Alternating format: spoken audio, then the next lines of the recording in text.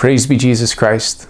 You know, in the 25th chapter of Matthew's Gospel, Jesus says, "Well done, good and faithful servant." Well done, good and faithful servant. He says this in the context of the parable of the stewards and the talents. And I think about that line a lot when so many Catholics come up to me today expressing in so many different ways a kind of discouragement.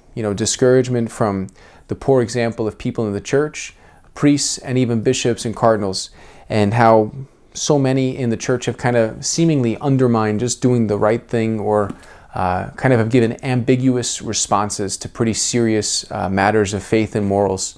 Matters of faith and morals that have, caused families to be divided even through, one member trying to be faithful to Christ and the church, the basic call to holiness, and others kind of going the way of the world.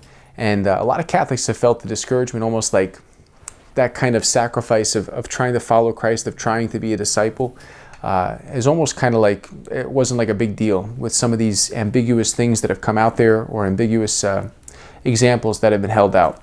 I think about that line though, "Well done, good and faithful servant," because like those moments we feel discouraged, those moments we feel like, what's the point of even trying to do this anymore if, so-and-so is saying it's not that big of a deal, or at least is insinuating it's not that big of a deal. I think the Lord in a very powerful way today is really purifying us of who we place salvific hope in. Who do we place salvific hope in? Because we can't place salvific hope in a politician, a priest, a bishop, even a pope. Like, our salvific hope is placed only in the Lord Jesus himself. Like, our salvific hope, like the only proper place for that is in God. That's it.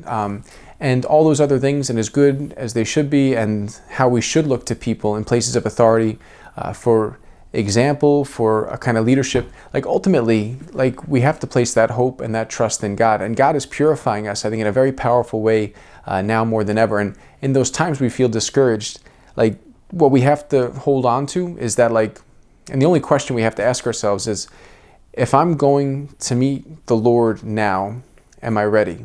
Am I ready to enter eternity as I am right now? And when we live with that before our eyes, when we hold on to the fact that we're moving towards eternity and that time and everything this side of eternity is passing away, it helps us to kind of put things in proper perspective. It helps us to deal and cope, I think, with that discouragement in a big way, and to have that expectant hope, that salvific hope that, God's calling us to eternal communion with him. And that when we persevere in hope, we persevere in that endurance of hope, we too can look forward to the Lord calling us at the end of our lives, saying to us at the end of our lives, "Well done, good and faithful servant."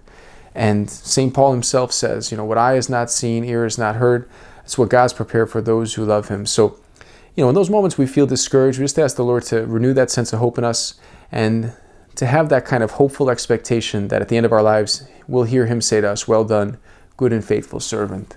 And God bless you.